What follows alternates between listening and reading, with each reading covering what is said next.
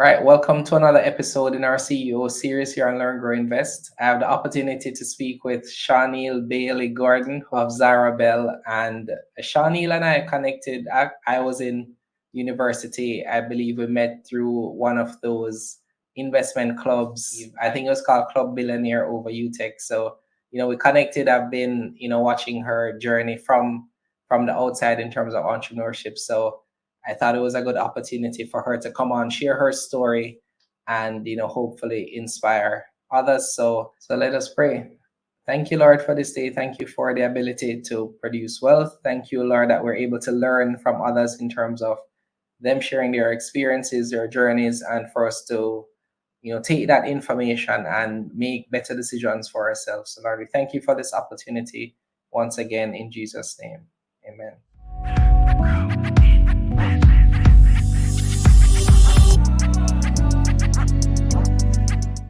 Shawneil, how are you doing? Hi. Hello. Thanks for having me, Jermaine. I'm very Thank excited. you. I'm fine. Great. Thank you so much for accepting our invite. When I saw you, I believe it was a post that I saw you did on LinkedIn, where it was a post about you and your husband. And I was like, I've always wanted to interview Shawneil because I also have been following you on Twitter for a little bit. We've known each other for a while, right? For a while, And so yeah. I've been kind of seeing the work you've been doing, and what we try to do here is have interesting stories, and I think you'd have an interesting story to share. So, yep. Thank Thanks for you. making it happen. Yep. Well, I So for appreciate our the audience,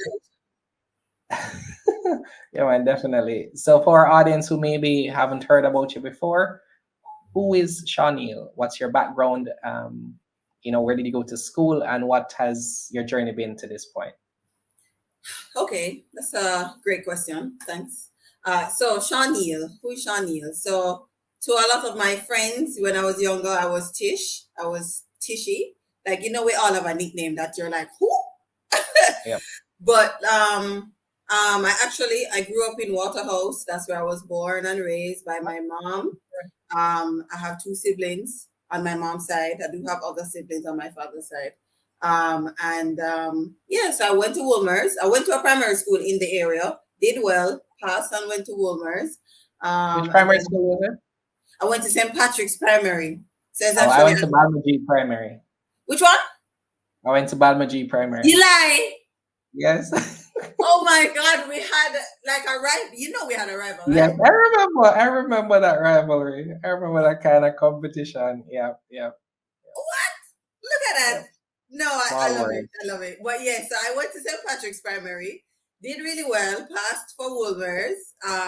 If I'm being honest, I actually originally wanted to go to Arden. And my mom's like, no, you're going to Wolmer's. And I was like, I want to go to Arden. But anyway, she wrote Wolmer's on the paper at first choice. I passed for the Wolmer's. And I do not regret the choice. I love Wolmer's. I get Quadagis. I bleed maroon and gold.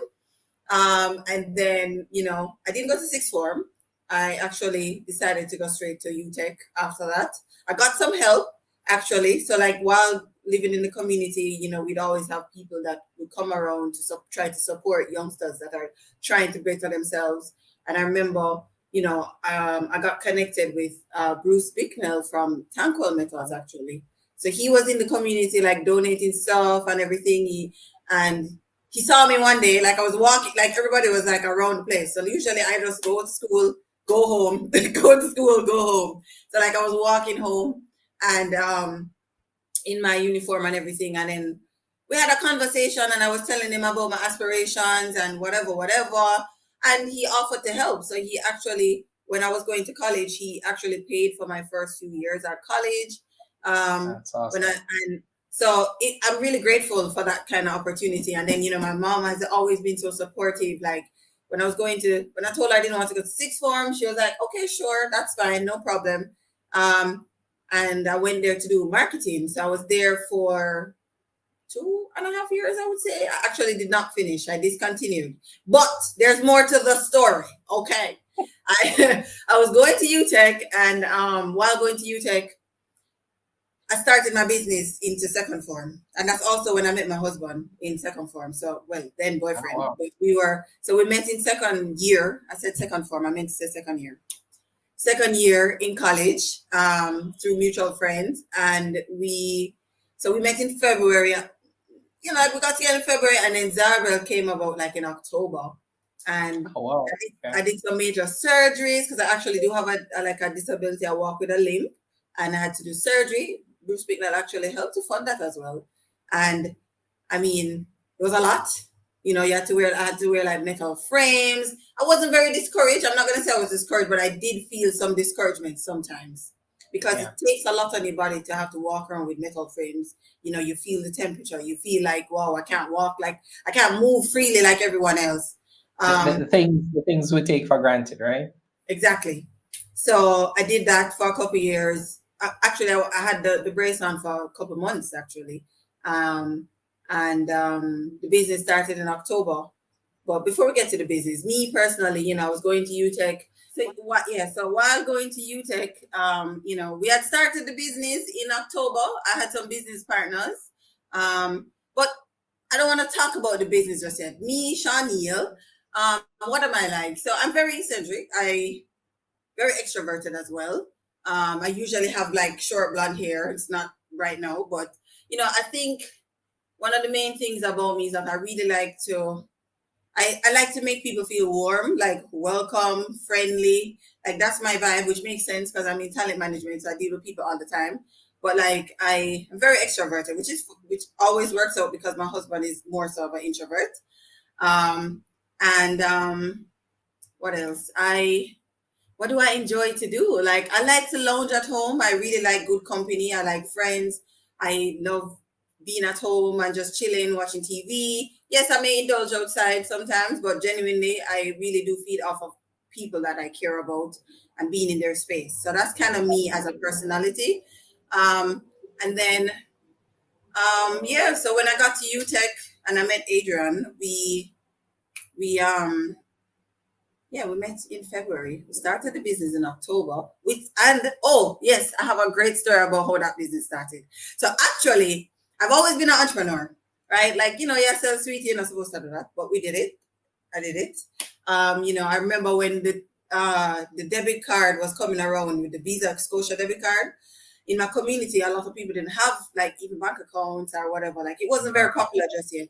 So I remember I would use my card. So people will give me the physical money. I load the card and then I'll pay. I'll go online and pay for whatever they're ordering. So like I'll order Oh, things for wow. people online. So that was one little business that I did have at one time. But like for how Zarabel even came about though actually is that I had a high school friend. So me and her we've been friends since second form. And then originally I was at her house that day and she had started like a modeling agency with someone and it wasn't working out and she was looking to stop. And I remember I was saying to her, like, no, like, see if you can figure it out. It's just been a couple months. Maybe you can pivot or whatever. I was just giving advice. And I was Yeah. just talking to her and I was like, no, it's a good idea, whatever, whatever. And then her father was like, actually, maybe the better idea is that she dissolves that and then you and her work together and start the business together. So that's actually how Zarbel came about. Well, we didn't have the name at the time, but that's what we came about. Like I was at her house, we were talking about it. She pivoted and decided, like, instead she's gonna work with me. And then we added on another business partner. Um, and then we just kind of built out from there. But as relating to Shawneil, that is Shawneil. I won't get into the business part yet, but yes. So that's me. That's my background. Started from Waterhouse. Very proud to say that I'm from Waterhouse. I never forget where I came from. I still have family there. I'm there all the time actually. Um, you know, didn't have much to go off of. Didn't have a lot per se, Now I wouldn't say poverty per se, but we weren't fortunate with a lot of things. And Yeah. but my mom did her very best and she really supported. One thing I will say, she was very supportive, like in all the things that I said I was doing. Oh, I'm gonna discontinue with school. The reason I did that is because like I personally feel like school is an investment, yes, but I think based on there's some discretion there. So personally, Yeah. I was in marketing, and my company was going towards TV and film. Doesn't really connect. And Yeah. I wasn't giving as much as I wanted to the business, and I felt like, I was distracted at school. I felt like I was wasting my money, honestly.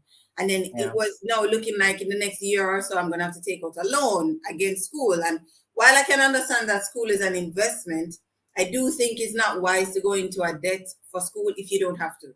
Obviously, some Yeah. people have to, and obviously, some fields you have to go to school. And I'm not saying what I do doesn't need school, but there are other ways to learn. And I felt Yeah. like there were other ways Agreed. for me to learn. And Especially in 2023, right? It's not always that you have to spend so much money and spend so much time just to accomplish your exactly. career I mean, goal. there was a whole year where people had to stay home and work. I mean, go to school. So, Yeah.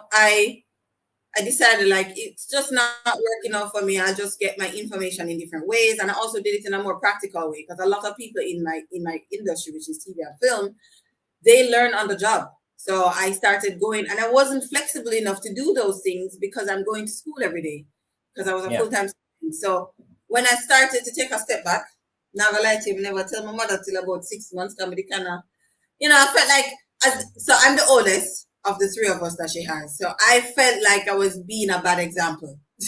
Yeah. So Yeah. I'm trying to encourage my brother, which is 3 years younger, and then I had a sister that was 12 years younger than me. Like, oh my God, it's okay to just drop out of school. So honestly, it took me a while to tell her, but when I told her, she received it well, and I really appreciated that because that really encouraged me to push forward with a lot of what I thought. Boy, honestly, if I wasn't encouraged, I probably would not be where I'm at today. So I Yeah. didn't tell her Yeah. immediately, but while I wasn't telling her, I was going on set and being a production assistant, being a PA, and then a lot of times in a PA world, they were putting me in charge of like talent and craft, which is like hospitality basically towards the people on set because I was very warm. I ask you if you're thirsty 50 times. You're tired of me. Like, are you okay? Do you need anything? Like, are you good? So, and that's kind of where I got my start and everything. And then realized that the decision to discontinue was a good one. Continued to do what I was doing. And I'm not saying it's a vision for everyone, but that definitely did work out for me. That was 11 years ago. So, and that's where I'm at now. But yeah. I think I'd want to kind of double click on that a little bit because I think it's important for persons to kind of understand that it's okay not to go the route that Yes. kind of You society or planned. tradition says you should go. Because Or I share my story all the time that I finished high school at I think 17 or 18, I don't remember right now, and I took 10 years off before I went to university because I was focused on growing a business. And so when I started university, I felt like the old guy because a lot of persons, or maybe close to half the class, were younger persons, right? yeah. And so I felt a little out of place. But But that was your time. Everybody time is different. exactly, and it was actually when I look back at it, I'm like I knew exactly why I was there. I knew exactly what I was doing, why I was doing it, and so I was very laser focused in getting it done. Where some persons were kind of going through the motions because maybe they're going to school because their parents told them to go Not or that doing bad. something. I was going through the motions. Yeah, yeah. I completely So I agree. mean, yeah, and we've seen just stories of persons who did not go the traditional route and are doing really well because I think it's about if you have the opportunity and the exposure to do something that you are good at and you are able to get that continued exposure, learn the trade, learn the business, Yeah. then you have an advantage because the one thing persons always say out of university that they want from people is experience. When you have the experience, then the opportunities will come. So That's true. yeah, And also, if you don't finish university, you don't have a plan B. So you gotta make plan A work. Okay. yeah, That's first of yeah, all. So for the first few years, you're like, okay, if I mess this up, what am I gonna do in my life? So that's also, I think, is an internal motivation. Like you're not saying it out loud, but you know it's in the back of your head, like, this is plan A. There's no plan B. I gotta make this work.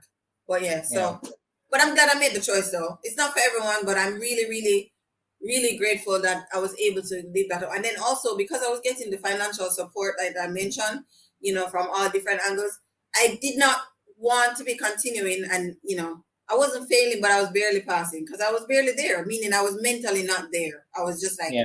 what can I do this in the business? Like, what can I see myself in this, whatever. And then I started to think to myself, like, oh my God. I remember I started doing a summer job and I was like, Jesus, I'm doing a summer job.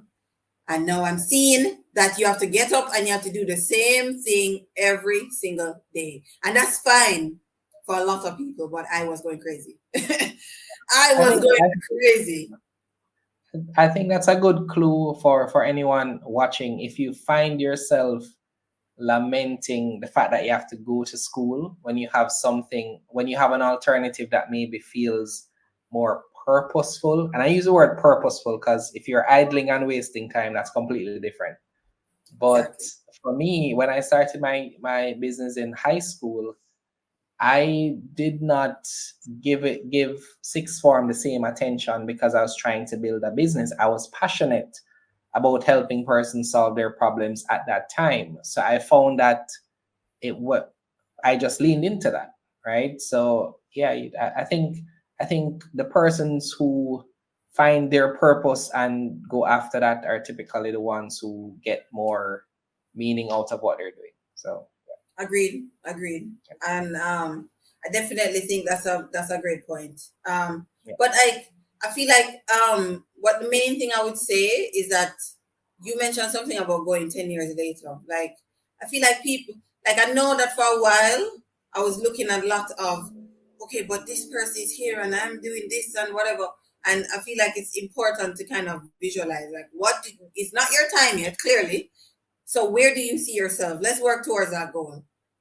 Like for me, when I was doing not summer school, summer jobs, while at the time it was great as well because it allowed that by the time I got to school for college, it was pocket money because mom couldn't afford much. Like there are times when she only gave me enough for bus fare because that's what she could afford, and that was a way for me to contribute in that kind of way by giving my time to our work. I did, I was filing and stuff, but it was a great opportunity. And I remember while I was going there, like I was working at Tanquil. That's the very first and only summer job I had. I think I did like 4 summers or 3 summers. And I remember while I was there, which is still Bruce Bicknell's business, and he saw that I had all that drive because I was telling him about, I was going to start a business and blah, blah, blah, blah. And he got me a laptop because I told him I was in school and what I appreciated as well with the support that I got, I didn't per se have to beg. You know what I mean? Like, yeah, sometimes you're in this dire situation and you have to beg. It's more like he saw a lot of vision in me yeah. and And he he, heard your passion and wanted to help. yes. And, and I was like, yeah, well, because I remember I was doing work on like my phone and whatever, like you get it done, but it's not ideal.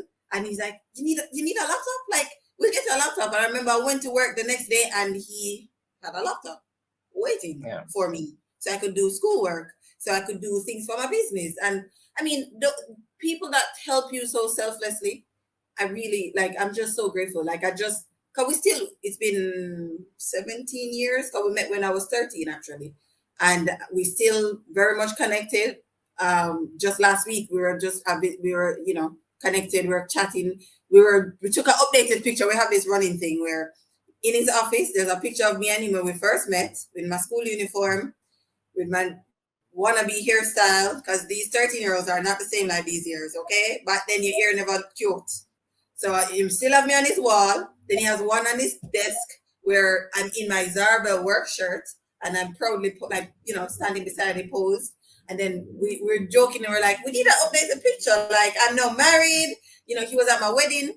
So, I'm yeah, I'm really strong and sharing gratitude. Like I'm very grateful for support, like friends, family friends, even the person who helped me to walk across the street. Like I'm very grateful. And I think so. Anyways, yeah. I'm back. I'm Well, back. I mean, it's definitely important, I think, to leave a legacy of kindness. I think that we are, created for each other. So where there are persons who, I mean, we kind of call them, you know, like destiny helpers, right? So he was meant to play a role in you getting to Yes. your destiny I and, wouldn't have been able getting to to go the to path that UTech. you're on.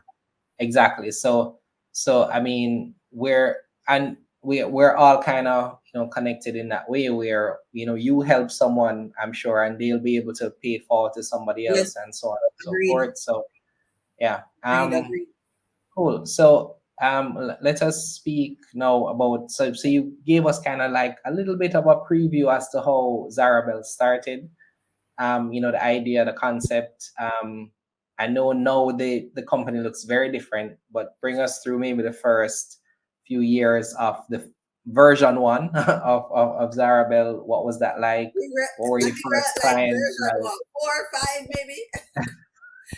But yeah, for Well, sure. yeah. Like so as I had said, as you mentioned, I previewed it already. So Zarabel, honestly, I'm a duo. That's my personality trait as an entrepreneur. Like I will be the operations manager. Like I am COO to the T. You know. So when we started, when I mentioned like I was at a friend's house. She was having troubles with her business partner in another venture related to the industry, modeling per se. She decided, she doesn't want to continue. I encouraged her to continue. And then her father, I guess, appreciated how I was talking about, keep going at it. And he suggested that we connected and we decided to do that. So that was in 2012. So it was myself, her, and then we added, because it was actually three of us at the house at the time. So it was the three of us, right? And Okay. then the third person decided, she wants to more so be a talent, not necessarily be a In the person that business. business. Everybody have different visions. That's fine. So she had decided to step away from that, and then it was me and same business partner. Then we added a third business partner, which I suggested, that I had met from. Actually, Adrian introduced us. My husband introduced us, and we met at college. She was also pretty entrepreneurial in her own way, so we all three of us came together. But the link was me. Like I knew her, and I knew her, but then we came together. And that was working really well for a while. So we did modeling at first, and we were trying to come up with a name. I remember we almost settled on Aviva, but then we're like, okay, that sounds too close to Viva Water at the time. So we're like, that's not gonna Okay. work. You, So you you said that name, and that's what I thought of actually. So oh my god, that definitely wouldn't have worked. So we immediately were like, no, that's too close to a Viva Water. I mean Viva Water. So we're like, that's not gonna work. And then we came up with Zarbel. So Zarbel was like, okay, Zara is warrior, Belle is beauty. And at the time, we were a modeling agency, so beauty was a big part of the whole image. I, yeah. so I probably should have sent you what our logo looked like first, but you can edit that apart in after. But I'll send that later. But we started off with a logo with this head, like flowing hair, and a camera. I So the head is think on I top of remember it. the camera, and a big Z. It was a whole mess. Yes, that was her first logo. Okay, like she worked her magic when she needed to. And then it was the three of us doing our thing. We used to have meetings at Brick Oven. Like we're really just doing our thing. Like, listen, me did got every little event, every little corporate mingle. I skin off my like I was at it, okay? So we all had different roles. So I was in charge of sales and marketing. We had somebody that was in charge of operations. The friend that I mentioned I was at her house, she was in charge of like the creative elements. So she knew how to take pictures. So she was one taking pictures of the models. We used to do the photo shoots at her house. So we all had the very important roles. And then as we grew, the first one that we were at her house, her name is Shanice. I So was just gonna she say, feel free to use names. It may be easier to track. Yeah, yeah. So her name was it was Shanice, Tony, Shawneil. So Shanice Okay. had migrated actually. Um, Mm. and at the time we were still trying to make it work, but remote working wasn't so big back then. It was Yeah. okay, but it wasn't great. The presence was needed. Plus, the business was very premature, so your presence was needed. So eventually Yeah. she went abroad to do study something artistic. I don't remember exactly. I think she went to she learned like photography and other stuff. But right now, currently, she's overseas still, and she's in Atlanta, I believe, and she has her own production company. So she's still in the entrepreneur world, but in a There you different go. Yep. right. So she migrated, and then it was down to just Tony and Shawneil for a while actually, because I think Shanice left in like 2014 or something like that. Okay. I would say about 2014. Um, and we started in 2012. And then, so it was 2014 to 2016 when it was just me and Tony. And then Tony decided to go more in corporate world. So she went to corporate world. And then I decided I'm going to stay within the business. And that's since at the time we were a partnership. So now Okay. we're a LLC, limited Yeah. company. And so she had gone to corporate, and I decided to turn over into a LLC, and that's what I've been doing since 2016, a LLC. But I mean, as I said, I've started since 2012, Okay. and the pivot, by the So way, happened when I believe it happened right, yeah, after Shanice left. So Shanice left in 2014, and me and Tony pivoted to TV and film. okay. So I wanted to pause there a second just to, so what was the business before you did a pivot? Is it that you, so let's say that Learn Grow Invest is a brand and we wanted to have maybe a TV ad or a campaign, you would source models or actors for that? Is what was the core business at that time before the pivot? Before the pivot. So So at the what was your service? so the main okay, so the main thing that we were doing, like we're still figuring it out. Honestly, I don't even know at this point, but we're still figuring it out. But we were saying modeling. So you runway models could Ah, also be brand ambassadors, like at an event, because there was a lot of these events where you have girls holding like I don't know a tray yeah, or yeah, something. yeah. Event hostesses. So we're doing most of that because actually a lot of our database are filled with our friends from college. So we Ah, had like 20 people, and mostly women because most men were like, I'm not interested in that. So it would really and truly be friends. Like we had like 20 friends that we just kind of called up and, we were rotated every time you ask for one person, the same 20 people we are sending. So yeah. that's what we're doing. So if you're doing an ad, I wouldn't say we were as equipped, but we could possibly find one person give you. Like we could give you maybe one person. And then Okay, I remember okay. one of our very first is at Wedding Spectacular. So me being sales and marketing, I go every single event. So I went to Wedding Spectacular and it was at Pegasus. And I remember when I went, I saw that the fashion show was happening. I'm mingling and everything. And I went up to our Cara and Anderson. So she is from Petals and Promises. She's still there. Ah, So I remember I approached her and I said, "Hey, I see that you're doing a fashion show," and it was for 3 days. So I think that was day two. And I said, "I see that you're doing a fashion show. Are you able? Do you need another model?" And she's like, "Could you get the model here now?" I said, "Yes." Never called the model. I did not call the model yet. I just said, "Of course, yeah." And I had it, so like I had a tablet. I think I had a Samsung yeah. tablet. I used to walk around with pictures of the models that I could flip across. So I was like, "This one, can she come today?" I'm like, "Yeah, right now." So then I said, give me a few minutes. And I stepped aside and I remember I was excited. I was like, just got her first job. And then I told Tony, um, and then we called her and luckily she was available. She was a college student, so she was free. Like Yeah, everybody was college students, but uptime. So she yeah. came and she did the runway and that was her very first and it wasn't paid. Okay, it wasn't a paid job, but that was her very first job. And every year for like 2 years, I think, or like every 2 years, like it was for 2 years. She called us every time. Like every time she had wedding Nice. spectacular, I think we did it for 3 years. She called us back and we provided more So, people and so, more people. so did But did yeah, you so that was eventually her get very first paid? job. Did you eventually get paid or? Of course, that was the first, but we Okay, couldn't give it okay, out. okay, I okay. don't think. I think in that moment I was so excited I didn't even care to ask if it was paid or not. And I think it No, probably I was get paid, that. but because I I get didn't that. bring I like get that. I we get just so it's something that happens to entrepreneurs where you're thinking, I just want the opportunity to be seen by this yes, customer to serve them, and maybe they'll think of me the next time, yes, and and that it kind of worked out. So yeah, I don't. She probably was paying. We just never did ask. Honestly. yeah, Oh yes, I was saying after that, what I did is that I started to. So Facebook was pretty hot back then.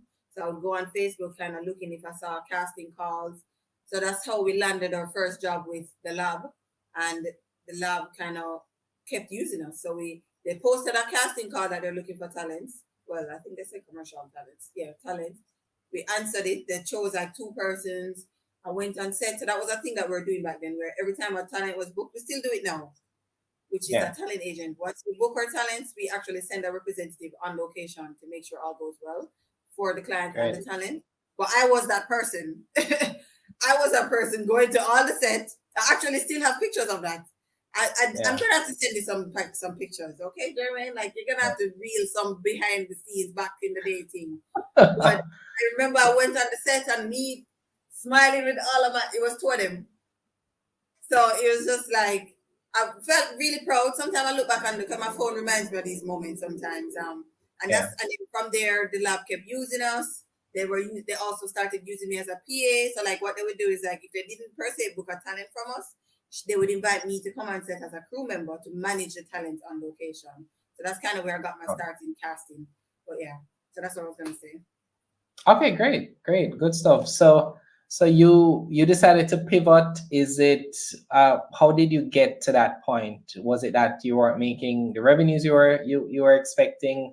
Did it seem like a better direction to change? Like what was the thought process that led to that change?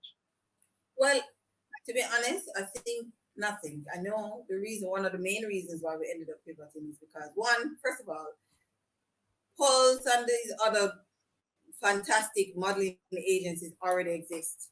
We are a nobody. So we're like, why are we going into modeling and fashion and we don't know what we're doing? So that's first of all. And then two, we were thinking when we started to like try to source these opportunities, like when we felt like, oh my God, somebody will use your service. Online, we mostly saw people asking for models. Sorry, commercial actors. So we're like, Yeah. what of people? They match the description. Maybe we should, you know. And everybody kind of had more of an interest that direction when we all sat and said, you know, this is more so what is out there. This is let's pivot to a talent agency. So that's really it wasn't per se revenue because at the time we really weren't making any money. Honestly, it was just more so a business that was we can pay the talents when they work, not necessarily enough to run the business. So yeah, so that Yeah. was mainly the reason why we pivoted. The job opportunities that kept coming up was them asking for somebody to go in a commercial. So we're like, maybe we should listen to our audience and just switch. Yeah, So yeah, exactly. So, okay, so let's do the introduction of Zarabel now, right? How would you describe Zarabel? What's the scope of the services that you provide as a company right now? okay. So Zarabel Limited is a talent and production support services company.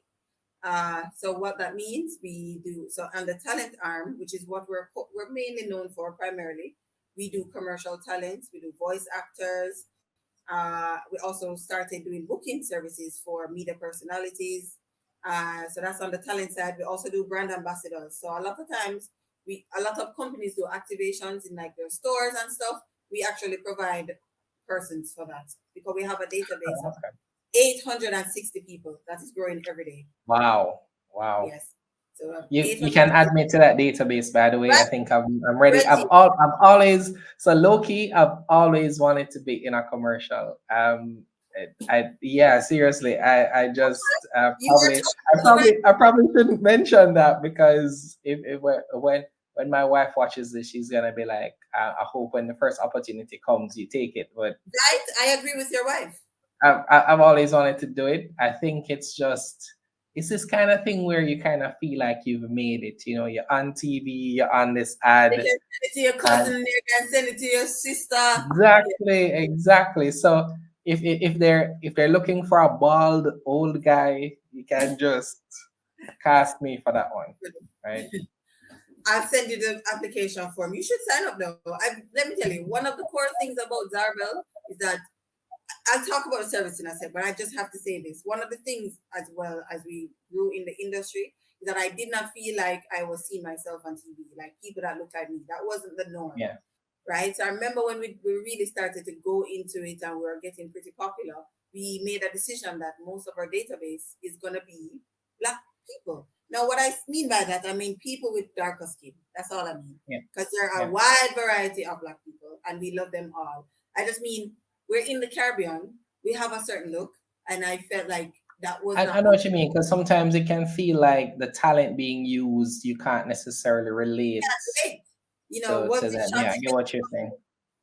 Yeah. was it shot in Jamaica? We weren't sure. So at the time when we started, that's what we saw a lot of, and then a lot of what was said by person signing up or afraid to sign up would say, "Boy, why would I even bother apply? I don't look like they're not gonna want somebody like me." So I'm like, Yeah. no, everybody needs to dip on an ad. Hello. So Yeah. right now, 99% of our database is persons that look like me and you, and We've stuck to that for years. I Clients have requested that we diversify now. Not We do have a few persons, yes. I'm not saying that we don't, because we're not trying to exclude anyone, but I'm just saying Yeah. that our database represents what Jamaica looks like. And that's So have important. a chance then. So have a chance. For sure. Come on now. Have a chance. Okay. And Okay. that's the thing. The Okay. customers know that's what we have. Like, I don't try to be like, oh my God, you need this. Like, let me find it. Like, no. Uh, I am telling you, my database is this. These are the options I'm gonna send. If it doesn't fit, then I may so not be I'll there. tell you, I've never seen someone with a bald head in a, in a In an ad, and he is bald as bald can be. okay, okay, okay. All They do right. So have a there's chance, hope for my me. friend. There's hope for me. Okay, perfect. So you're mentioning the different arms of Zarabel. Yes. Please continue. So yeah, so talent, so commercial, voice actors, booking services for media personalities. Um, what did I say? Yes, those are the talent arm. And then for international clients, we do film permits and we do production fixer. So I know a lot of people don't know what that is. So a No. production fixer is basically a production tour guide. That's what I like to say. So what that Ah, means is that a customer comes to the island, they're shooting something in Portland, for example, and they need to find a driver. They need to know where is safe. They need to know how long does it take from here to there. Basically, it's a tour guide, but it's for production. So we get you the yeah. crew that you need. We get you the bus that you need, the security, the everything. The best places to do this, the connection to get to be doing that. So we do production fixing Oh, as well. I am a production fixer, and then the film permits usually are related to that. And then on the continuing on the local side on the production, so that comes under the production support services. And then another arm of the production support services is our craft services. Now, when I say what is craft services, Jermaine? when you say craft services, I'm thinking of those kind of things that we make that we maybe position to tourists like that. That's kind of what I think about. See them? Yeah. Exactly. So craft services, though, in TV and film, is actually the hospitality, the snacks and the refreshments and such that you get on set. Oh wow, That's would have actually never what guessed craft that. service. No, yeah, I know. It sounds like the props, right? But the props department is actually called art department. So craft Okay. services is keeping customers hydrated. So for example, we do artist riders as well. So that is also under craft services, which is basically if you're doing an event, for example, and you have a celebrity, usually there's a hospitality suite for them, which includes their favorite drink, whatever snack they'd like, whatever Oh, hot meal nice. they'd like to get us from a special place. Maybe they need a full length mirror in there. Like we create those situations for them, but in TV and film world, right? So Nice. that's what craft services. And then on set, a lot of times, of course, I'll send you a few pictures of that. And set a lot of times, you don't think about it, but you're thirsty. You're in the sun lifting stuff. You're doing things. You need to rehydrate. You need to have a quick snack.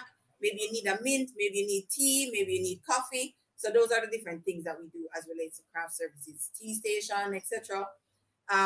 So we keep and especially coffee, okay? Like we keep the crew going with our refreshments, and then which is different from catering. Catering is hot meals that you sit down and you take a break and you eat. Craft service is more Okay. like, okay, I'm about to say action, but let me grab a quick water. I'm about to say action, let me grab a quick muffin, munch on that because I'm feeling a little faint. Maybe I need a cup of coffee. So like we're the in between snacks and beverages, right? Okay. Cool. So that's what craft services are. So those are the main arms of what we do. So talent, craft services, sorry, which includes artist riders.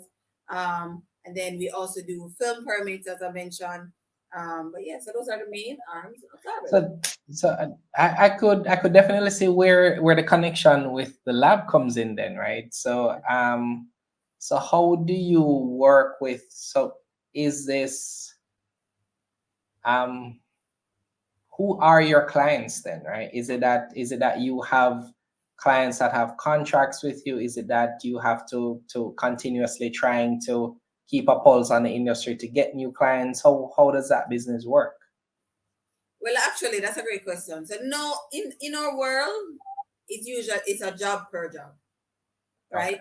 So I do have special relationships for, like, for example, we do have a client that uses our craft services exclusively for their projects. That's a production company, right? Um, because the way how we've structured it. So one of the things to note as well about our craft services is that locally we are really the only company that's doing craft services. Now I say that to say there are individuals that are doing craft services. So I'm a production assistant. I have a igloo. I have a table. I can put some stuff together. We are actually a company that does craft services. So you call Zarbel Yeah. and say, "Hey Zarbel, I need this service." We come together. I have a team. We have a van. We have a work van. Her name is Belle. So we have a work van. We have supplies like igloos, tables, chairs. We kind of, it's a whole experience. So you don't have to think Yeah. about it. Like just today, we were shopping for an upcoming artist writer that we have for three artists. Yeah, and we did all the shopping. We're gonna do the setting up. So it's just the ease of mind for our customers. So we work with a lot of production companies for our craft services. And also because that audience knows what it is already. Our marketing Yeah. company don't necessarily know what craft services is because they've hired a production company to deal with that.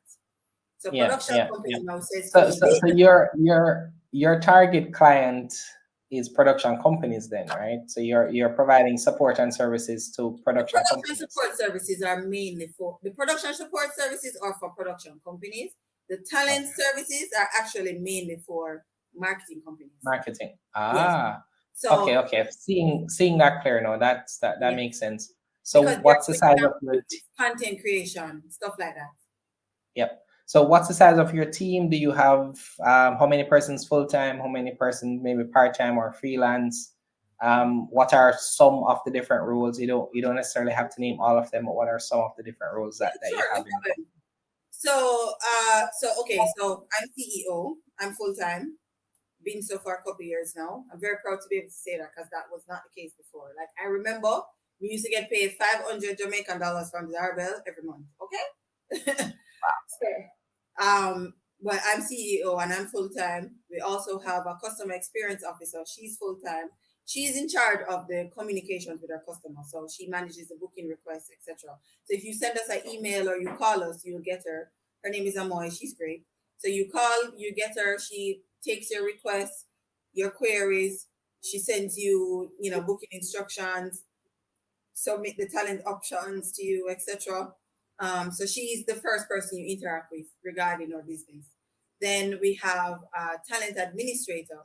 So, so actually, one of the things that we pride ourselves on when you sign up to our agency, right? We from the get go, from it took us a while, but we realized that it was a struggle to get pictures from talent. So like we'll ask you guys to submit for your application, and some of the pictures are like like we can't submit those pictures. It doesn't come across professional. So when you sign up, we do actually process them through our photographer to get their headshots done before they're added to our database to create Yeah. cohesiveness and professionalism. So our talent administrator is in charge of coordinating that, processing new applications, making sure when a client requests a talent presentation from our customer experience, that is put together properly based on their needs. So things like that. So she's talent administrator, right? And as I said, she manages 800. So we manage 860 talents, and we add new talents literally every day. Like literally every day, we get to add new and like, oh, new Well, sign up. yeah, yeah. You have 861 because remember I'm on that list now. I'm Oh, on that list. I'm on that okay. list. I like that. Exactly. You see what I say? And counting. Okay. So, so 860 and counting Uh, talent that we, and that ranges from kids. So we take kids as young as 1 year old. Our oldest talent is Ah, 95 years old. interesting. 95, and Interesting. she's done an ad before. Okay, so Wow. it's a large variety, and we have a large pool of 18 to 25-year-olds that are used, and those are the ones that we use for brand ambassador jobs because they're in college, they're free Yeah. spirited, they want to look for stuff. We don't, so we mainly, and like projects we've worked on are like, we do a lot of local corporate brands. So like KFC, we did the Link campaign recently, we just did Red Stripe. Um, so we do a lot of corporate brands, and then we done, so for music videos, a great area for us. So we do music videos for tastefully, let's say that. So like the other day, Victoria Monet, which is an international star, she was here. We did we provided extras for that, over 40 Okay. extras.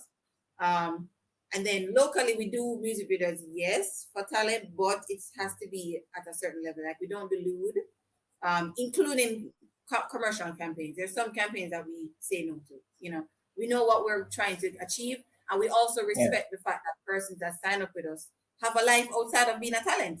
Like they have a Yeah. job, they have children, so we have to make sure what we present to them is something that if they show them parents, it's like, oh my God, I'm happy to say that I was So able you're standing for something and understanding that not every potential job is for you, his work. and that's okay. And Yeah. that's definitely okay. And it comes from experience too, because when we first started out, and you just have to take any little job, it felt like, as you take a step back, you realize like, okay, this is not worth it. First of all, they're not paying, so maybe I should go. And I realized that corporate was paying, and I enjoy corporate because it's more structured, and I think beauty videos have a market and they need it. I'm just saying that I may not be the one to provide the service, because what also was happening is that a lot of our talents, when we send out these opportunities, they didn't care for it. So we're like, okay, we need to pivot and accept what is aligned with our business. You know, Yeah. Yeah. you Cool. don't need to be the one. That's, I like that there's competition. It keeps me on my toes, and also I cannot service every single thing. Like I am not able. It could have been 900 talents. I am not able to service every single thing, and that's okay. When I say no, Yeah. somebody else will say yes. When I say yes, it means that somebody else said no. Because some people may not want to do corporate, because there are different disadvantages to corporate. Sometimes we all know their payment structure sometimes can be a pain in the ass, Yes, you know. yes, yes. But Corporate, sometimes you're doing work with corporate, they assume that you understand that doing business with them, you typically don't get paid until a period after the job is done. So you do the job now, maybe you get paid in the next exactly. 30 days, maybe 60, maybe 90, depending on what you're doing with them. Thankfully, I must say that the companies that we work with for Learn Grow Invest, we have like we've absolutely don't have that issue, but because we don't deal with volume clients, I think it's not an issue. So we have maybe 15, 20 clients that we work with on a regular basis now. We have a relationship, we have an understanding. So usually by the time we deliver a service, we're getting paid within the first week after, which is amazing for persons working with That's corporate. fantastic. Because when I had my first business, I had aging 90 days, 120 days receivables. I'm still trying to collect because I was working with a lot of small businesses, and sometimes they want to pay you in parts. So they have $30,000 for you, they're paying you 20, they have to come back for the 10, and and the and and corporate. I Yeah, understand their situation, but then I'm yep, also you a business. do, you do, but you have your staff to pay. Exactly. You I'm have your also a staff business to pay. money, but I can also say I don't per se have that issue as well anymore.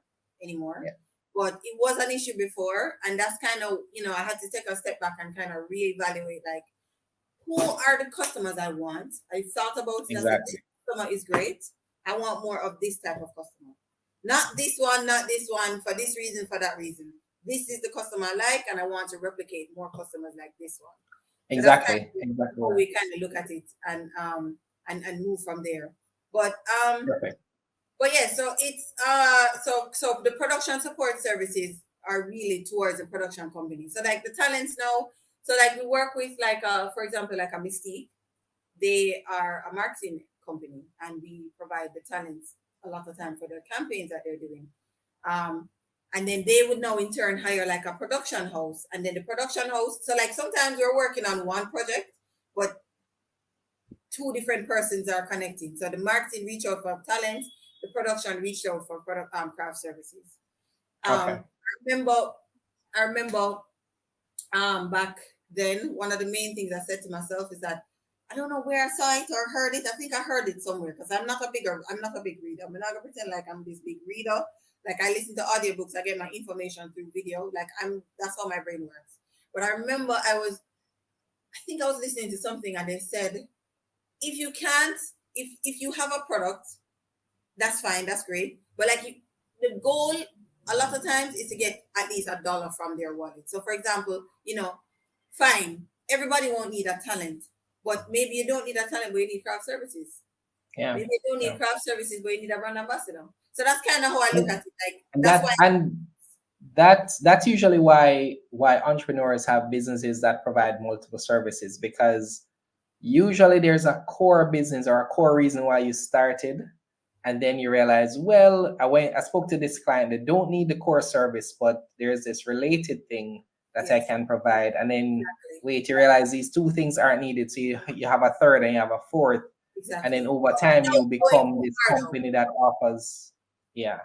Yeah, It's the agreed. same for us actually, because we never thought we'd be doing interviews and be doing, earnings calls and stuff like that.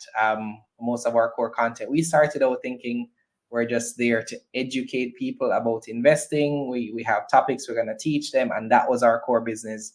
But then we saw this glaring gap in the market for earnings calls, and it's become like our number one service, right? It's what we are known for. So it's interesting, right? So you go through these kind of small pivots in a sense where you're adding services, and then after a while you say, well, these are the 3 or 4 services that I know we can do well based on our team, based on our skill set, and yeah.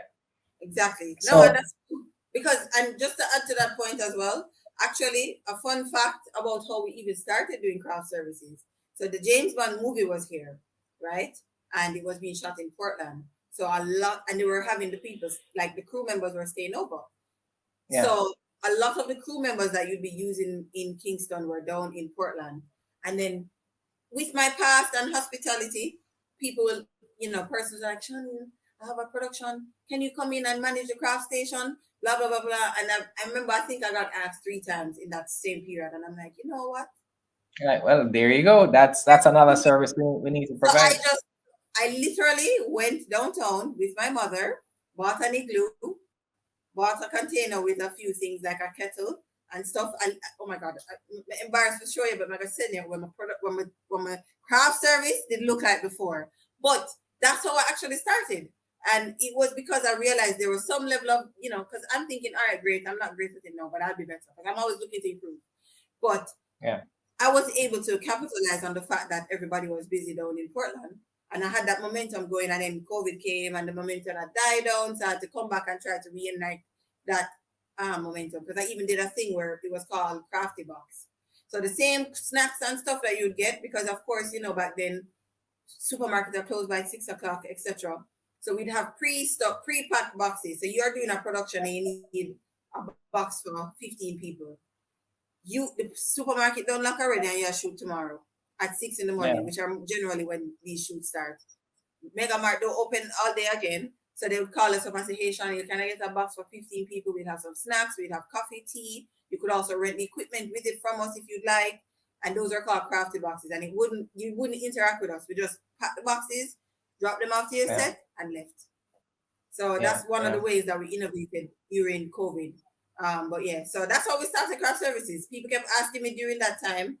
And I'm like, you not ask me for my time, I'm not gonna pay for my time. So that's kind Perfect. of how I got. Yeah, I love it. So, what I'll ask you now, so you kind of have figured out these services, figured out a clientele, you have created a name for yourself. What does the future look like, though, right? Where do you see, where would you want Zarabel to be in 10 years, right? What are maybe some of the new services you think you're thinking of? And what does it look like for you, maybe regionally, globally, whatever it is you have that vision for your company? What does it look like in 10 years? That's a Great question.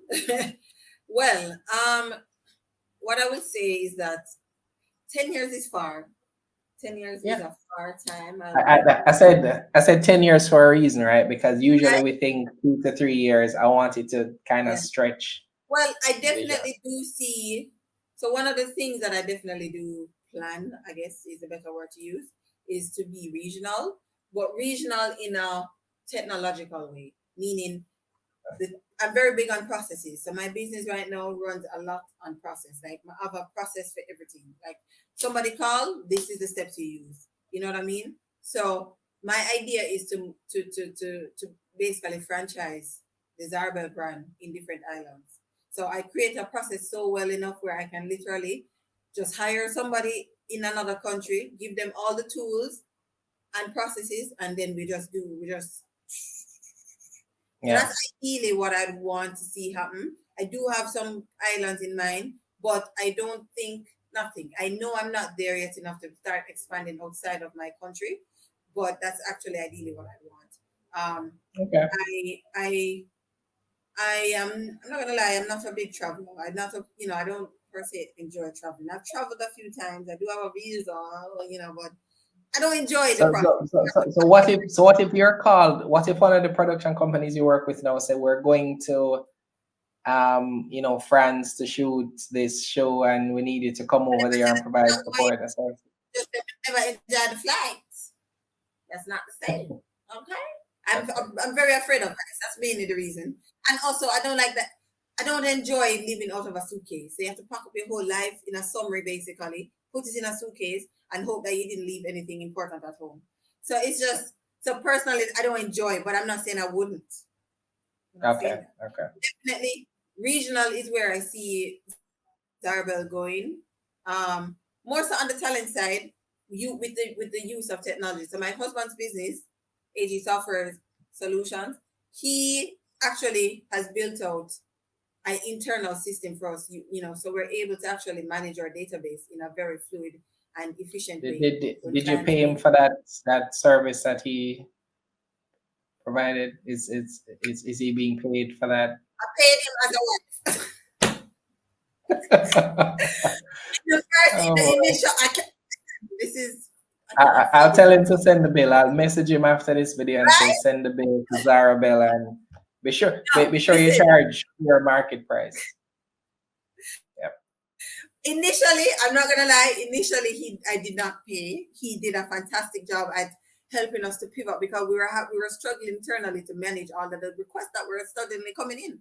So he Yeah. created a software for us, and he did not charge us. He did not charge us, and I am so grateful. I tell him that all the time. We do pay him now.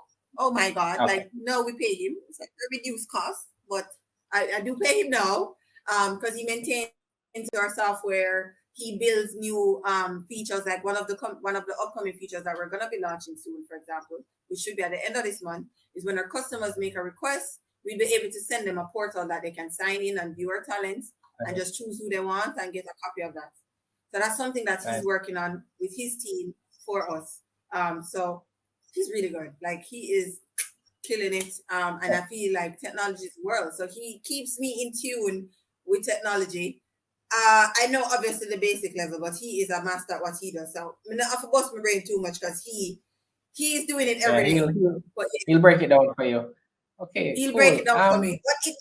But it also makes me more alert of certain things because he's always telling me about the different trends. I'm like, what? Okay. So yeah. Yeah. But yeah, regional So is so where so so based on that model that you've described, that franchise model, do you see yourself, taking on investment? Is it something that you've thought about? And the reason why I ask, our audience is primarily investors. So I mean, there is this way to grow your business and scale it through investment. It could be an IPO, it could be, mm, other forms of investing. But I always ask, CEOs who join us if they have plans for investment. So what's your take on that? okay. So at this juncture, I'm not interested in doing an IPO per se. Like that's Mhm. not something I'm envisioning right now for the foreseeable future. I think a lot Yeah. of the plans that we have will, because okay, from 2012 we've been bootstrapping. We've been doing it all out of pocket. We're just recycling the investment back into the business as it makes money. But there are some things that I do have in mind to grow with the use of technology, of course, but like just otherwise in different aspects that will require You some need investment. capital. Yeah. Yeah. Where I'm gonna need some So capital.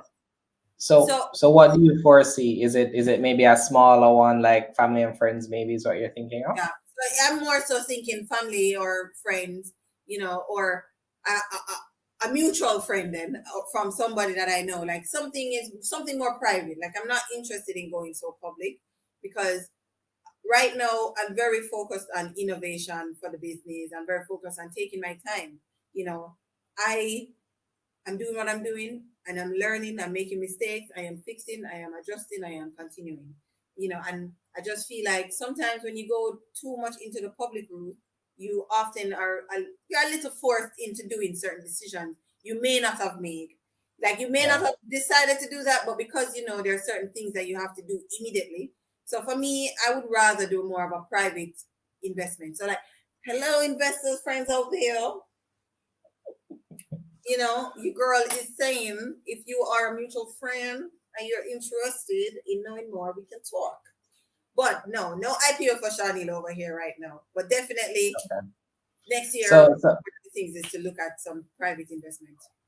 okay, so you're interested in investment, not IPO. So okay, I mean, and that makes sense, right? So it depends, and this is one of the things I say. You don't necessarily need to IPO for IPO's sake. If you see value in, for example, partnership, a small investment that can help you get over the hump or get to a certain point, then that makes sense, right? Because you really because of the IPOs now, they have to be of a certain volume to attract a large number of persons. You may not be looking for that size of Yeah. capital anyway, right, to be able to take your business to the next level. So, that makes sense. I can appreciate that. So I want to switch speeds a little bit. So you've given us the story of Zarabel, how you started, how you pivoted, how you've been able to kind of create some nice pockets of services for your clients, both locally and overseas.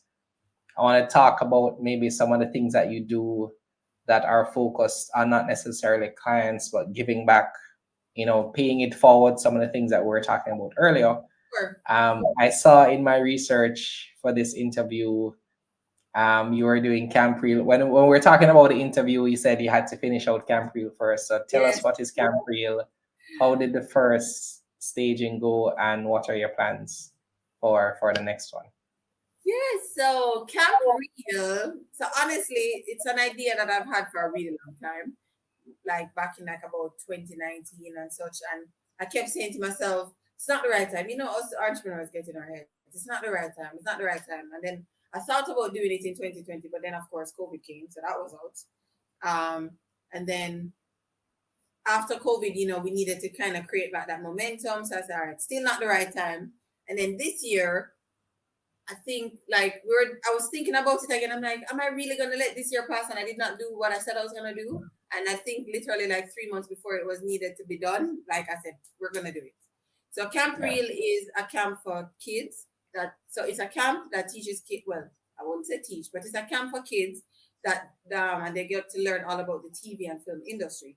So we had like directors coming in, doing they spoke about the industry, yes, and what they do and everything, but they also had activities where the children, so it was from 5 to 11 years old. They come in, they teach them, okay, this is the tool that I use while I'm on set, well, the equipment that I use while I'm on set.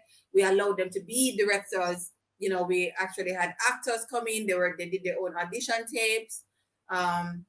We created a little mini movie. So if you go to campreel.club, that's CAMPREEL, by the way, because I like puns. Okay. So campreel.club, you'll actually see the two little movies that they made. So we made stop motion film and we also did a live action movie. So they're just so Nice. adorable. So they learned all about like what does sound, why is it important, what is sound, what are the equipment used in sound. So it was definitely a success. The children had a fantastic time. We also had a premiere night where the parents get to come and see the film as well as we kind of showcase the fact that they're learning by asking certain questions. They were able to tell me what is a boom mic, who is the person in charge of the set. Like all the parents were stunned, too stunned to speak. Yeah. Okay. So it was really, really good. And my real intent behind it is that for a really long time, like I would never, like if you asked me this 12 years ago, I could not have told you that I'm in, like, I wouldn't have said, oh, I want to be in TV and film. Like, it didn't feel attainable. It felt like an invisible world. Yeah. Just like how people often are like, how do you get in an ad? Like, it feels invisible. It doesn't feel attainable. It feels impossible. So, for me, especially coming from a not so privileged background, you're being told you need to be a doctor by society pressure, of course, not per se from home. You need to do something that gives you income. You need to, and that was also the perception of the industry. You're not getting, it's not steady enough. It's artsy, it's Yeah. too creative. So for me, being ended up in TV and film basically by accident, honestly, and enjoying it so much and wanting to see the industry grow. I'm actually on the board for the Jamaica Film and Television Association, JAFTA. I'm on the Nice. board. So why? Because I like to do things. I'm a doer. So I said I wanted to be changed. I said I wanted to be involved. Someone joined the board. Like that's how you make change. You make change by Yeah. doing things, right? Yeah. So for me, the camp came about because I wanted, when you go to a hospital, you know where to find a doctor. No, I'm trying to get a case where I know that my neighbor is a director. I know that my friend's son is a sound guy. Like, you are seeing that representation. You're not buck up span the industry. You're not buck up span being a director. Like, you chose it. You went to school. You saw that there's an artistic side of you. You enjoy directing TikToks, for example, and you say, maybe I should go in directing. And do you think it's a successful role? Maybe it's a successful career. Yes, because Jessica's brother is a director and he's great. He's doing well. He has an income. He has a car. He has a family. He has a house. Like, that was the idea. Like, it needs to be Yeah. represented. Where So just having them connect with real people from the industry, seeing that from it the can be done, seeing that it's a viable plan in terms of a career path that they can pursue in exact this world that we're in now. Yeah. exactly. So that's kind of where the idea came from behind it, where the I wanted that representation to exist. So I'm sure every single person can say, okay, I know a doctor, I know a Yeah. lawyer, and that representation manifests more doctors, more lawyers. So when you know a director, and you know a sound man, and you know a scriptwriter or a screenwriter, you can, and you like to write stories, it feels very feasible. You know what I mean? So Yeah. that's kind of what it was. That representation, that okay, something tangible is within the industry. They can visualize this. And into drawing, I can do animation. Without a doubt, that's Cool. where their brain goes. Not, well, I do it sometimes, but I have my 9 to 5. Yeah. Yeah. Yeah. I'll So just that's say that's where's the reason. I have an extremely creative niece. She's shown me a few of her drawings, excellent for her age, and I'd love to see her, lean into that, take advantage of the opportunities that are there because I've always thought that school kind of trains you to Academics. feel like you're only going down a handful of career paths, Yep. but there Medicine, there, there are lawyer. so many opportunities out there. Yeah, I, agree. and I mean, to add to that, one of the visions I have for Camp Real is to go into schools. I'd love to be able to do like a after school program. We don't reach to say it, but that's the ideal thing where, one Yeah, summer, the summer, instead of coming to us, we're going to schools. So just like we have Key Club, we have a Camp Real Club. So, and yeah, each week we're at a different school, summarizing what we would have done in the curriculum to pique interest. Because just like you said, you have a niece that's interested in some level of creativity. Sometimes seeing that one representation is what sparks the aha moment. yeah, yeah. And that's I get what I you. want to spark for kids in that moment Great, when you're great making stuff. a decision. Yeah. Okay, cool. So I'll close out with two more questions. I think we've gotten a good feel of who Shawneil is, who Zarabel, represents. I like to close out with some value to our audience. So we have quite a bit of entrepreneurs that watch this channel, and I want to ask you in terms of what things are you doing right now to kind of get to the next level? So are you listening to any podcasts? Are you reading any books? Well, you mentioned you're not really so much of a reader in in the in the way that you consume information. But what's one thing that you're watching now that would be helpful in terms of that personal development or business development kind of thing?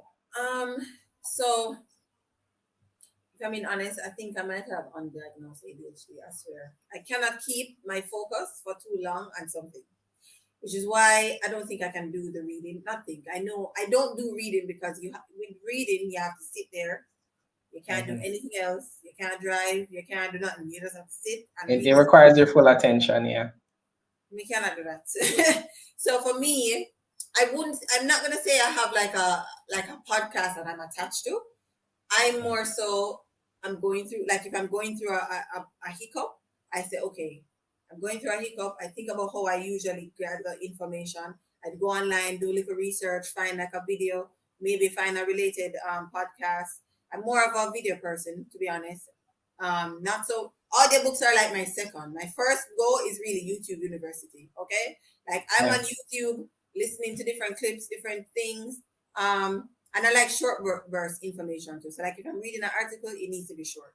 So sometimes I do that as well, where I might go and I read like excerpts of stuff. My favorite, like the book would never ever like it changed my life is this book called Profit First. Mike, Okay. pronounce his last name, Makulowitz or something like You can send it to me and I'll try to link it in the description. Let me make a note of that. it as well. You said Profit First is the name? First, that book just opened my eyes. Like Okay. at the stage that I was at, it really speaks to structuring your business to not run out of money. Basically, Yeah. Yeah. when if you get $100, make sure you're putting X amount this way, that way, whatever. Like you don't think about those things until you thought about those things. Having a Yeah. separate account for this, having an account for that. Like you don't and I'm talking business accounts. People always say, "Oh, separate your personal from your business account." No, you need separate business accounts too. You need to have a Yeah. payables account. You need to have an operations account. What a funds holding account. Like you don't think you need them, but then, for example, you write a check in the main account. Somebody never cashed the check. You never realize you spend the money. Like I'm telling you, like so. I read. Listen, that juggling back in the day, I used to write checks. Oh my god. And when you write the check and then you tell the person don't cash the check yet because you haven't made the deposit that will allow the funds to Oh my clear. god. Yes. Listen, that was a thing. That was a thing. Listen, okay. And then there was even a time when I couldn't even write checks because when we were doing a partnership, we didn't have a business account. So it was actually we had a joint account. It was me and Tony at the time. We had a joint account at JN, and when we get the little money, we used to take the little money. Me run up quick, quick, quick. Me I run got the bank. I know say I have 100,000 pound me. Yeah. And then we do sitting. So like when kind of so we're remote based. So I don't have an office space. All of my team members work from home, but we do like a weekly physical work in each other's space at like a cafe. Just so there's like that emotional connection and there's Yeah. a space like yeah, I'm rubbing like I have a colleague, you know what I mean? But yeah, so we it's like we used to have to sit at like cafes and tell people to come between X time and X time, come pick up your money. That was a whole drama thing, okay? So when I listened and it was the audiobook, when I listened to Profit First, like my brain just went, I repeated the Yeah. book like 3 times. So Yeah. I would Yeah. recommend that to any entrepreneur. Profit First is a fantastic book to allow you Okay. to see your financial make sense in your business, especially for persons like me that are not like, oh, the balance sheet say no. It break it down very preschool, basically. Yeah. Because I'm not like big on like balance sheet and when my accountant send me the reports, at them times I was like, oh, what am I looking at? No, it allowed me to look at it in a different way so that when I do look at my reports, I'm able to actually understand what I see, even if it's the Great. most basic ways. And I know Yeah. what to ask for as well. I would say to her, okay, this is the type of report I need because she's sending, she's sending, you had asked what is my team. So I have an accountant as well. So I forgot to say that. I have an accounting manager. They're on contract, right? But they're kind Okay. of like immersed in the team because they do have like their branded Zarabel and stuff, but they're really on contract. Um, and then we have a production agent, so she manages when we go on set up for craft services, do internal bureau stuff. Because we have a work van that I mentioned, it's called Bell, so she drives that van. Then we do, and then Adrian he's a contractor as well. He's our software contractor, and then we also have a photographer that's our contractor. So that's the team. So two full time, well three full time because I'm included. Everybody else is on contract. Um, Okay. Cool. yeah. So now I can actually request certain things. I'd say to her, hey, this is the type of report I need. Listen, you couldn't ask me them something there, them times there. Listen, so profit first for sure. And then, as I say, Yeah. I have a situation. Let me figure it out by doing some research and watching tidbits and reading tidbits and listening to audiobooks. If my problem with audiobooks sometimes is that I find an audiobook, think it's good, and then it just lose my interest. So I Yeah, tried. I think that's okay, right? So I'm a believer that if you listen to the first three chapters and it's not for you, you don't have to finish the I don't book. need to continue. I have a lot of unfinished audiobooks. Okay. And that's okay. That's okay. That's Yeah. okay. Profit book, All right. three So hundred. okay, great. So the last question I'll ask you, and this we like to close with a question that again helps our audience. So let's say you have an entrepreneur who is not sure what they want to do, meaning they feel like entrepreneurship is for them, but they don't know really like what's that thing, what's that business that's really going to make a difference for them. How would you advise them in terms of figuring out what business they should be in? That's a great question. And honestly, let me think about that because the thing is, hmm, I didn't even like as I told you, I did a lot of side hustle stuff, right? And then this Mhm. opportunity kind of fell in my lap, and I've ran with it because I'm one of the. I feel like every entrepreneur is different. Are you one of those entrepreneurs that works really well behind the scenes, creating the processes? I do well at that, but I'm also the face of my company. I know, but I also do really well behind the scenes, creating processes, implementing this system, etc. Because of that trait, I'm not very good at coming up with business ideas. So, for example, I Okay. wouldn't have thought to do Zarbel, but because Zarbel was an opportunity for me, I was able to hold on to it and keep the motor And running. put the pieces together, yeah. Exactly. But then there are the other entrepreneurs that say, boy, them sit down one day and them just say, I'm going to open a car wash. I'm like, Yeah. that's a good idea. Why? Oh, because I know five people have a car and them always are telling me to wash the car, so I'm gonna do it. Like I'm not that kind of entrepreneur, but I do really well bringing it to the thing. So I think the first thing is you need to identify which one of those entrepreneurs you are. I know there are technical terms to them right now. I don't remember right now Yeah, what the man. different terms Yeah. are. But we get the essence of what I'm saying. I think the first thing they would have to do is figure out what type of entrepreneur are you? Are you behind the scenes working with the process, getting things done? Are you the face of the figurehead and the ideas person? Because there are a lot of people that are very idea, but they have ideas and it goes nowhere. So Yeah. based on identifying that, you align yourself with how you're gonna come up with this idea. So if you are an ideas queen or king, you need to find a technical support. Because what's gonna happen is you're gonna come up with an idea, it's gonna be the best idea, you're gonna have all this interest, all this everything, and in 6 months you're done because you Yeah. couldn't think about how are you going to get the product and service to your customer. How do you get it from point A to point B? But then as well, if you find out that your strengths are very practical strengths, like I can solve a problem and whatever, then you need somebody that's an ideas driven person, or even if it's not to be a partner, you need to align yourself in a Yeah. space where you're able to get ideas. If it's Yeah. Reddit, if it's family friends, like maybe you go with friends all the time. What am I good at? If you see me starting a business? What would you think I would start? Like picking at people's brains a lot of times gives you the best idea. So I would say those are the first two steps that you do, and then I would also say if you already have a business, if you're working in a 9 to 5 and you want to start a business, please do not quit your job and start the business. Ensure that there's proper footing. In fact, Listen, if I had done it differently, let's say for example, I believe in doing things now, like do things now so that you don't say, boy, me at 30, I may never start. Like me, I started Yeah. Zarbel when I was 18. I'm not to tell my age. I don't have a problem. I'm 30 now.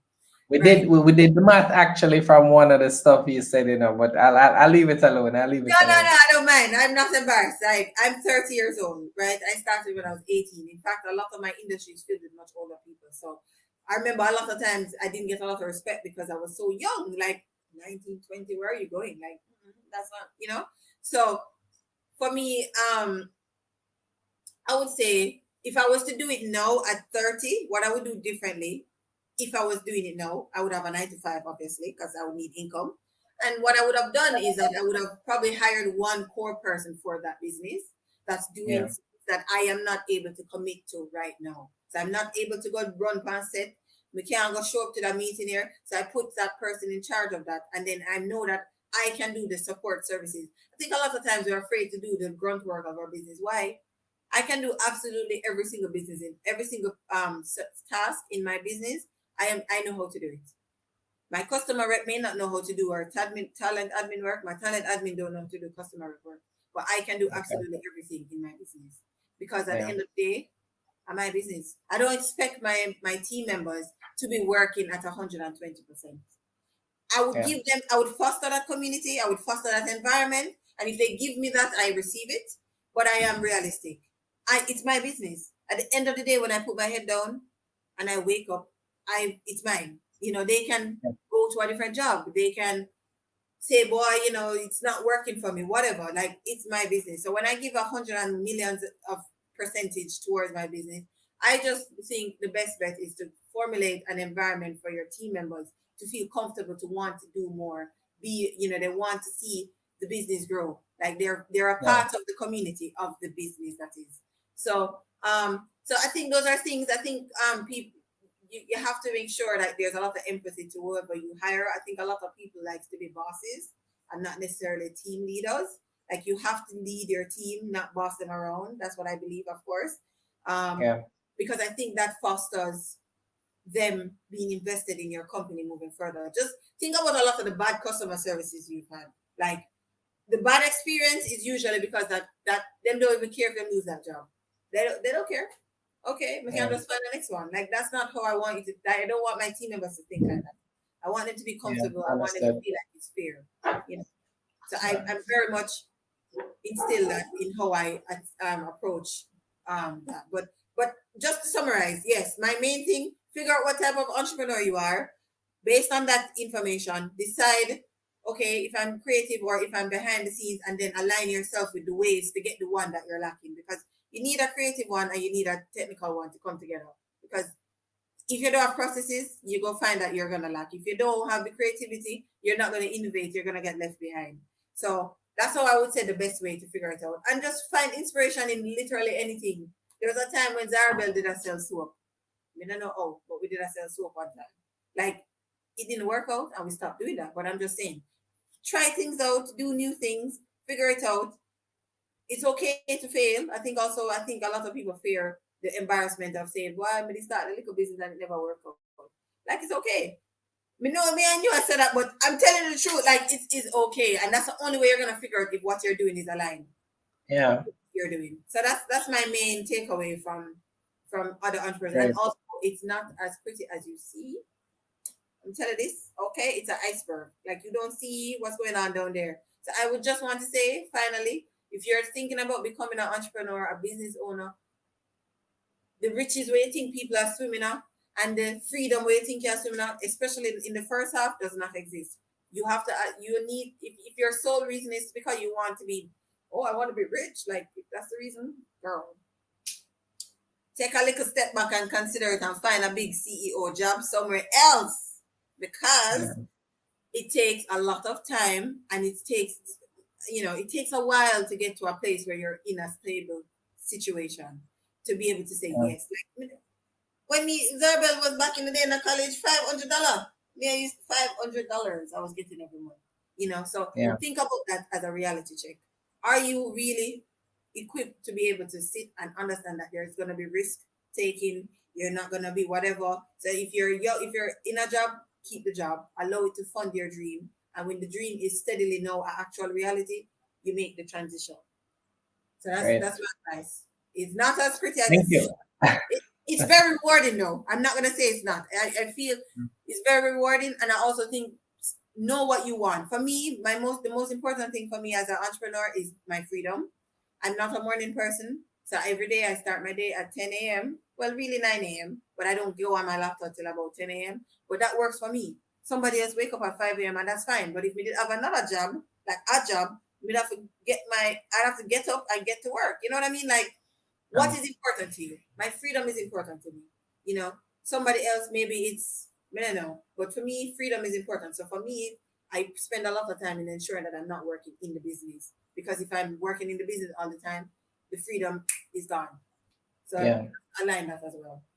All right, man. Okay. Well, I mean, thank you so much. I mean, I believe that you definitely tried to touch on a lot of the scenarios that could be, impactful to, depending on where they are. So definitely appreciate that.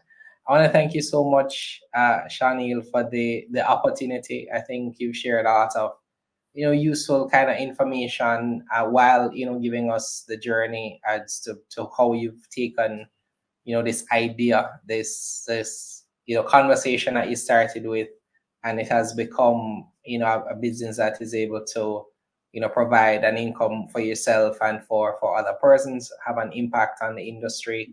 And now you're at the point that you're able to now think about giving back, right? Because it's a level of, maturity for an entrepreneur when they start to focus on looking around and giving back. That's the point that you're at now, which means that there is some amount of, stability in the core business that you're able to now look outside and see how you can have an impact. So thank you for the opportunity. Thank you for the insights. Thanks for Thank you having me. so much. This has been a fantastic conversation, honestly. I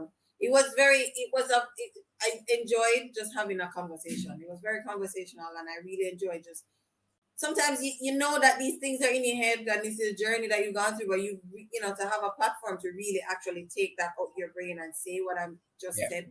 I really enjoyed the convo, and I hope whatever I've said have connected with someone for themselves and they're able to make that journey. It's a beautiful journey to be an entrepreneur, genuinely. Yes, it can be hard. It can be lonely at times as well. So it's great to have a support system, but it's absolutely rewarding, and I would literally not change a thing. All right, guys. Thank you so much for tuning into this episode. I had the opportunity of speaking with Shawneil Bailey-Gordon, CEO of Zarabel, and it was a great conversation, as I'm sure you saw. So, asking you to like the video, share this interview to help, inspire others in their entrepreneurship journey. Our CEO series is meant to, have you connect with the CEOs that we speak with, hear a little bit about them, hear about their company, and for you to understand their journey. As you heard Shawneil mention, there are a lot of CEOs there who don't have the opportunity to share their story. So we welcome that opportunity to be the one to provide a platform for them to share that story. So, thank you so much for watching. Be sure to check out our other episodes as well. And yeah, if you have any comments or questions for Shawneil, feel free to leave them in the comments below. And we'll definitely see you in the next one. Learning is the key to successful investing. And who doesn't want to invest in some way? Here at L.E.A.R.N Grow Invest, we focus on financial education, all with the aim of sharing our knowledge on personal finance, investing, and building wealth. We do this on the foundation of our faith in God. If a more holistic approach is what you need, check out our Grow Faith-based financial coaching program.